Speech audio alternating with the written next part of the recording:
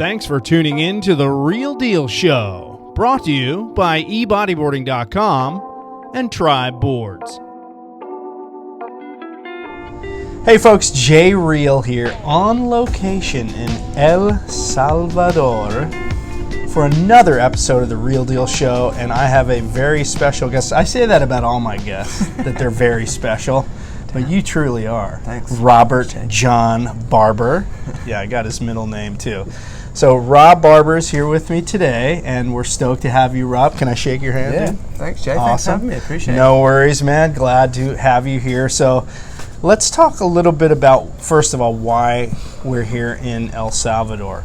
Rob, which we're going to get into in a minute, is from the United Kingdom, and he runs, among other things, a business called Bodyboard Holidays. And Bodyboard Holidays, I'm going to let you talk about it, but we're not going to get into that just yet. We're going to get into the meat of why we're here in El Salvador in a minute. But let's talk about Rob Barber. Rob, so you grew up in the same town that you live now, right? And where is that? Newquay in Cornwall. Okay, Yeah. So that's on the southern part of... It's in the southwest peninsula of England. Okay. On the north coast of that peninsula. So Got it. yeah, it's the surfing hub of the UK. It is, and I've been there, and there's some really good surf there. Crazy, crazy tides, which we'll also get into in a minute. But let's go back. Let's go back in time. Back in time with Rob Barber. You grew up there. Tell me about your upbringing. Do you have brothers and sisters? Yeah, I've got a sister, older sister called Adele. Okay. Yeah. My mum and dad moved down to Newquay in Cornwall from Yorkshire, where I was born. Okay. In the north of England, just to sort of live the dream. They bought a guest house and wanted to sort of leave the frozen north behind and come down to the bright, sunny days that you get in Newquay. And yeah, that's how I ended up living there, and stoked that I did, because it's kind of given me this life of bodyboarding, which would never have included if I was kind of up north still. So how old were you when you moved down there? I was 2. Yeah. Okay, so you don't even remember Yorkshire, right? No, nothing. Of the pudding fame, Yorkshire pudding. That's horrible humor on my part. But let's talk about you as a little kid. Did you play other sports? What was your interests? What were your interests at that time, growing up? Sure. Well, when I was growing up, I was really, really into playing football. Okay, Soccer and we call that soccer in the United States, of course. Yeah, and then as soon as I was old enough, really by the time I went to secondary school, all of my friends played football and went surfing or bodyboarding. Yeah. And so just started doing that, and then before I knew it, I was buying my first board, which was a second-hand board, and getting down to the beach with them on a daily basis, and just getting stuck into surfing and bodyboarding. But I kind of was more passionate about bodyboarding, had a little crew of friends that were really into it, so we used to go every day. So you started bodyboarding at what age? What was that? Would have been age 11 probably. And did you morph away from football at that point because you were so into bodyboarding? You were still playing? Still playing football all the time. Okay. Yeah. But then that kind of went down the bodyboarding pathway when I was more like sort of 16, say. Okay. Because there wasn't enough time to do both, And because probably by that time you had started competing. Yeah. Maybe, right? Yeah, so that was taking up all your time at that point. Competitions were most weekends at that stage, and they were the same time what football matches were on. So had to go one way or the other, and bodyboarding was generally more fun. So how did your parents take to the fact that you wanted to go bodyboarding instead of playing football? Because football is basically a religion in the UK, right? Yeah, it is, they were cool about it. Yeah, they were just, as any parents are, like worried about you going to the beach on your own until you get to a certain age, but then they just realised that it was my passion and sort of supported me in it. Yeah, it was cool. Were you really into one specific team, and are you still? Well, Sheffield Wednesday that's where I was born in Halifax, then moved to Sheffield, and then moved to Cornwall. So Sheffield Wednesday has always been the team that I've supported. But is that a Premier League team? No. They've had a pretty rough history in the last sort of 15 years. So And it was pretty good when I was a kid, but And you're hanging with them. hanging with them. You Good got it. for you, yeah, man. Yeah, I'm not just a Manchester United and Liverpool fan. Like You're not a 90%. bandwagon fan. Exactly. Good for you. Yeah. I love it. Yeah, Americans are a lot more in tune now with the Premier League and Sure. that whole Gone thing big. than they used to be. Of course, we talked the other day about Ted Lasso, the TV show, and how that's brought English football into the American zeitgeist, if you will. Got ya. Way more than it ever was before. So, did you live close enough to the beach you could walk, or did you have to get rides? Well, I did live fairly close to the beach, and then unfortunately my parents split up when I was probably about 15, 16, before I could drive. Yep. And then I used to just ride my mountain bike to the beach with the old Rat Pack board bag on the back. I don't know if they had Yeah. that brand over in No. California, but yeah, it's just a massive board band like a sail on your back as you're riding down the road. Just, yeah, such hard work pedaling against the wind. Oh, but for yeah, sure. Yeah, so yeah, that's how I used to do it. It built So- character, though. Exactly, yeah. So, in the UK, obviously, you have to be a hardy soul to bodyboard year-round. Did you start year-round right off the bat? Or did it take a while to make, to buy all the gear and all that stuff? Sure, yeah, probably having been doing it for a year, then kind of started doing it all year round. Okay. But yeah, that was a different kettle of fish back then, as you know, from being a kid and surfing in cooler water in the winter yourself. It was hardcore, wasn't it? Yeah. The suits were so bad in comparison to how bad they are now. I know. So yeah, it was full on. But now it's not so bad, but yeah, Jesus, back then it was shocking. Yeah. So, okay, so you were getting into it full-time at age 16. You basically committed yourself to bodyboarding. Where did you start competing? Well, there was competitions locally in Newquay, and then there was national competitions as well in sort of Croyd and Devon and other parts of Cornwall and other parts of the country, and Wales sometimes, for like the national schools championships used to go there. But when I was 16, I went in the 360 bodyboard tour, which was the biggest ever bodyboard tour. So 360 being a magazine based in Yeah. the UK. It was a bodyboarding magazine back then. That's right, yeah. So yeah, I won that tour. So that was kind of like the time that Wow. I realised that it was time, I should give it a proper go and Yeah. get some sponsors and stuff like that. So yeah, that was the first. Well, no, they were the biggest events of the time. Yeah. There was it was just I think it's probably the same with California, as I understand. There were loads of events when you're younger. Right. Now there's not so many, and Yep. it's the same now in the UK. So yeah, we were competing every weekend. It was brilliant and really good for improving, because you're battling against your peers weekend after weekend. Yeah. So, yeah, and that's how that kind of hot crew of bodyboarders, Bjorn Story, Danny Wall, all those guys, we all came through together. You all worked your way up the ranks Yeah. together. Exactly. And then Damien Prisk, yeah. talk about that. You worked your way up the ranks and you eventually competed on a broader scale in some European events, right? That's right, yeah. So I started going to. So back in the day, you'd qualify for you'd go in the English national titles, and then if you won that or got highly placed in that, you'd make it into the English team. Yep. And then you'd then go and travel down to Europe and compete against the other European nations Yeah. in the European Championships, and then you'd also get in the British nationals, and if you placed highly in that, you'd get in the British team and travel to the World Championships, the ISA Surfing Games as it's not named now.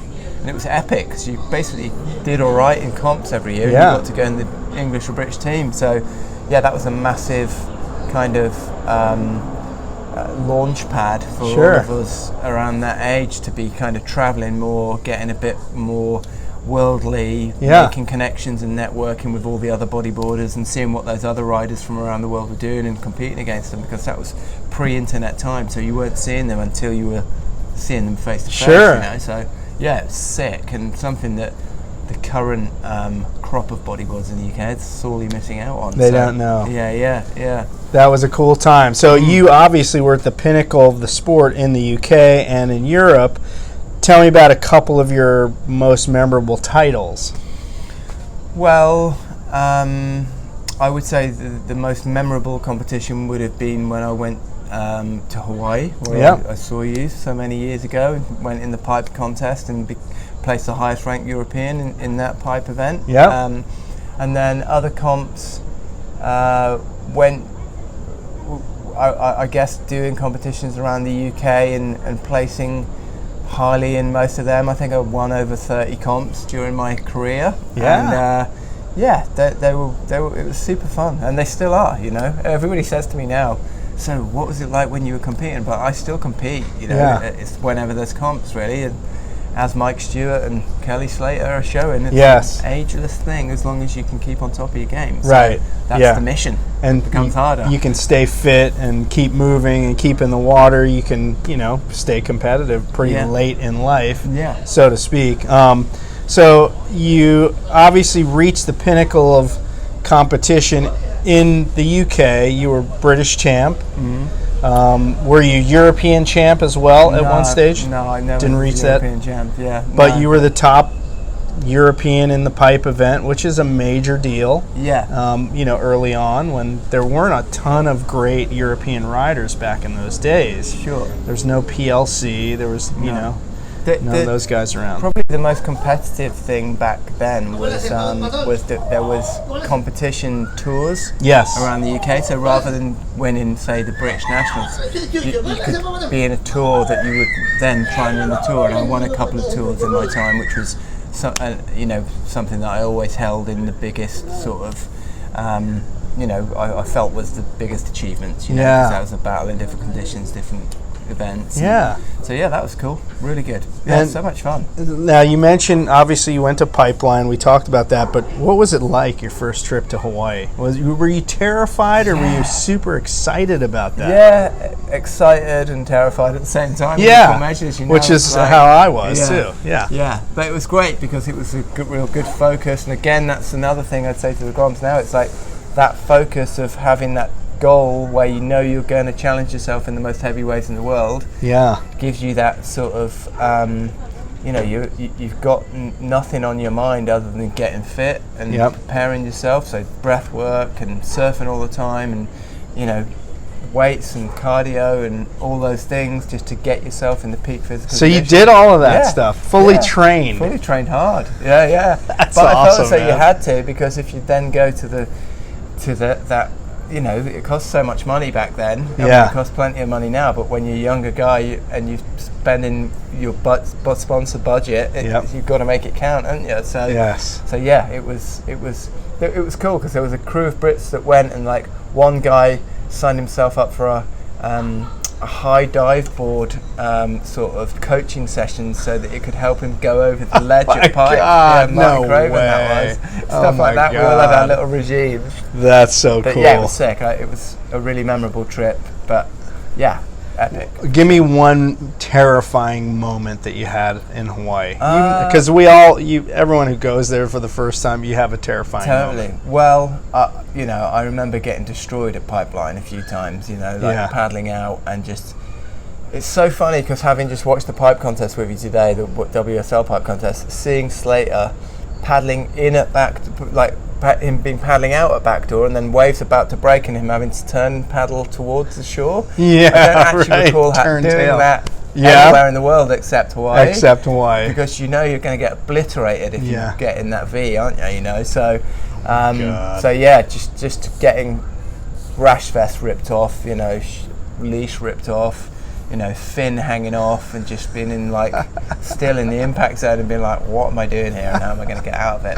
But that, and also hitting the reef, cutting my knee, and then getting really ill and not knowing what it was, and not really having much money and having weeks left until I was getting home. And then anyway, I got home and worked out so well because I got staph. Oh yeah. Yeah, so it was pretty hectic. She didn't clean the cutout No. properly, and you probably kept surfing Exactly. with the cut knee, Yeah. as we do when we're young and stupid, right? Exactly. So, Okay, so you had this epic career as a bodyboarder in the UK. You reached the pinnacle of UK bodyboarding, and at some point, you moved into the administrative side of things. Let's Did. talk about that. You worked for 360 Magazine, who we did. mentioned, and was that your first foray sort of away from competition? Or I know you also had some involvement in the administrative side of running competitions Yeah. over there. Yeah, so I helped run competitions, from fairly early age really, just because we were all chipping in to help out. Okay. You know what I mean, to make sure things still carried on happening. Yeah. And I got into judging, so I was doing quite a lot of judging at various events. And but yeah, I was at college doing my degree in business and finance, and I got the opportunity to. Basically, I was competing all through college, getting paid by my sponsors, and trying to make it work, studying and competing and traveling all at the same time, and so then I started supplementing my income by writing for 360 contest reports, profiles, equipment reviews, stuff like that. Yeah. And then I went to them and said, look, I'm going to leave college soon. Can I get a full-time job with you? And they said, we haven't got a full-time job for you. And at the same time, within the same week, randomly, another bodyboard magazine launched called British Sponger magazine. Oh. And they offered me the job as editor. Wow, I don't remember that. Really? Mag. Wow. Yeah, I think it only went for about 5 issues. Johnny Burt was the editor. Oh, ultimately. wow. Him and a guy called Tim Nunn, another guy called Roger Sharp. Anyway, so I went back to 360 and said, I've just been offered a job for the other magazine. They were like, we can get you a job. Suddenly we found a full-time job for you. So it kind of worked out to my benefit, because then British Sponger ended up sort of, disbanding. And so I carried on working for 360, and I was in the golden era that we were talking about earlier on, where there was sponsorship money floating around and budgets, and you could... Well, I remember when I worked for 360, I had 5 paid trips a year from the magazine, where I just look at literally the world map and go, right, I want to go here. I want to take some bodyboarders and surfers and a photographer to, wherever, Papua New Guinea, Epic. or wherever. And they paid for it. Yeah, they paid for it. But ultimately, it wasn't them that paid for it, because the sponsor, so I'd take, say, 3 surfers and 2 bodyboarders, and the money that their sponsors were paying for the ad revenue and the, you know how it works. Yeah, sure. Yeah. So, yeah, it's sick. It's such a golden time, yeah. And how long did that last? Probably the best part of 10 years, I reckon. Wow. Yeah, probably about maybe 7 years, yeah. But then I was working for Carve magazine as well, same magazine their group. sister magazine, And surfing magazine called Carve, And then writing the books as well, so bodyboard instructional manuals, and Born to Boogie, the history of bodyboard book, and other books. So yeah, it was epic times. Yeah. Just like reaching out to pros like yourself and doing articles on them, Aussie pros, and it was great. It was something I was super passionate about, and I was getting to write about and immerse myself in on a daily basis. And that's a great book, by the way, Born to Boogie. Yeah.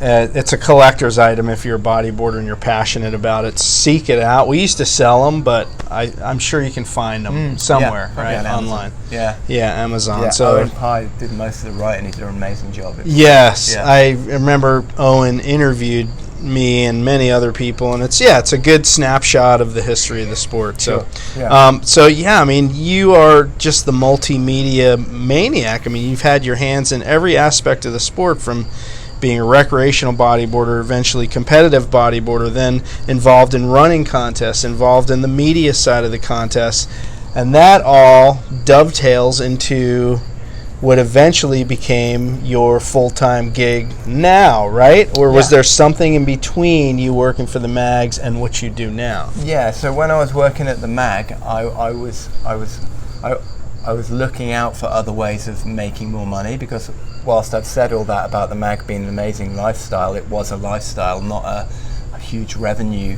creator. Right. But, life's not always all about that, Yeah. So, but I was like, I want to make some more money. And actually, Louise Searle at the magazine was like, why don't you start your own bodyboard school? Because there's loads of surf schools. So started a bodyboard school, and then advertised it in the magazine, got qualified in all the lifeguard qualifications and bits and pieces insurance wise, and then started developing these lesson plans for teaching people to bodyboard and helping people who bodyboard to improve more.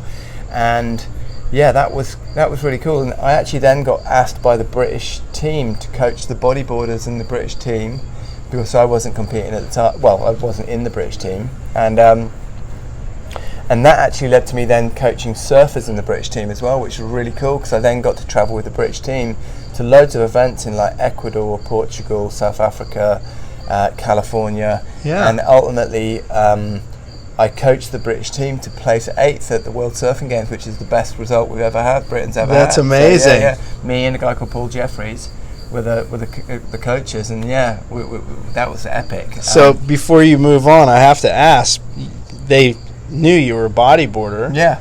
And you were coaching surfing. Yeah. Was there any sort of bias or, I'm trying to think, any prejudice against you as their coach? Or something. No, animosity, thanks. Not really, because they were all my friends who we'd grown up with anyway, as you can imagine. Got it. But I was like, from the off, by the time you get to the World Championships, you're not, nobody's you're not gonna say, put more weight on your inside rail or whatever. They can surf, they know how to do that. It's just about getting through heat. Sure. And I'd obviously spent a lot of time getting through heat, so it was all about strategy, tactics, which peak to surf, right, helping them chill before the event, totally, and then anything to do with which board to use and stuff like that was down to either themselves or say Paulie, the technical coach sort of thing. So it was epic. Wow. But so anyway, I started my bodyboard school, and that was fun. And then I realised, living in Newquay, that is the surfing hub of the UK, there's way more demand for teaching surfing. So I started teaching people to surf as well. So then I launched a surf school. So I had a surf school, a bodyboard school, and I was working at the magazine. So you're hiring people to help teach and staff to run That's exactly behind it. the scenes. I hired a guy called Aidan Salmon of Bali bodyboarding fame. Right. He was not anything to do with that at the time. Obviously, this was roll back 20 years or so. And so he was running the surf school, teaching bodyboarding for me as well, whilst I was working at the mag. Yeah. We were making that happen together, which was sick, with so many good memories of that era. And then built a team from there to who could do that. And then ultimately, then the internet came along, so the magazine sort of decreased in popularity, or there was less sponsors. I think it maintained its popularity, but sponsors didn't want to pay to advertise, so it went the way of every other print magazine, it seems, in the surfing world. And so I then stepped into doing the surfing lessons and the bodyboarding school, surf school and bodyboard school, with more of a focus. And it was then that I rebranded it the Newquay Activity Centre, and added a stack more activities: surfing, bodyboarding, kayaking, stand-up paddleboarding, coast steering, all those things that I felt got the best out of the coast on every single condition. Yeah. So that's my main income to this day, with which I've got a centre in Newquay, which is quite prominent on 4th Street in Newquay, and we're always looking to develop into different activities. And then my bodyboard school developed into Bodyboard Holidays. Yes. Yeah. So that's a good segue into Bodyboard Holidays, which is why we're here in El Salvador right now. So talk about the beginnings of Bodyboard Holidays. Well, Newquay's a very sort of focused tourist town with a super busy period in June, July and August. Yeah. And so every business in Newquay does 80% of its revenue during those 3 months, and then trickles along at the other side, with most businesses closing. Yeah. From September, October onwards. And I was like, I saw this peak in the summer, and that it was really hard to manage, because you had to have loads of instructors that were good and available to work for you during that period, and then those instructors would then have nothing to do all winter, so they'd go off and get other jobs or become a carpenter or electrician. You have to retrain a new staff the next year. Exactly. So I was like, how can I keep these guys engaged? So I was like, what about if I start getting the customers from the summer and taking them on trips in the winter? Yeah. So I was like, well, I've been to the Canary Islands loads of times. My dad used to live there for a period, and I'd actually, funnily enough, going back to that 360 series of competitions that I won when I was 16, I won a ticket to go to the Canary Islands on a photo shoot. Oh, wow. To Lanzarote. So I'd sort of fallen in love with it back then. Yeah. Because it was my first kind of like open my eyes to riding waves in different countries. Yeah. So anyway, I knew Lanzarote really well, so I was like, right, I'll just do a week-long camp to Lanzarote, and it was really popular. And so I just started doing them all the time through the winter, like one every month. Well, hold on. When you started, though, there's a lot of logistics behind running a camp like that. Obviously, you got to reach out to people in the destination. Yeah. You have to, in some way, shape, or form, vet the people that are coming on the trip to make sure they have the skill set to handle the type of waves. Yeah. And thirdly, the insurance. I mean, Yeah. did you deal with all of that, or did you just fly by the seat of your pants and say, let's just go, no insurance, nothing? No, it was all legit. Yeah. Wow. So you went through all the steps to get all that sorted out. Yeah, it was a mission, but because I already had the surf school, I already had the contacts and the correct insurance. Oh, true. Yes. People to speak to, should we say? Yeah.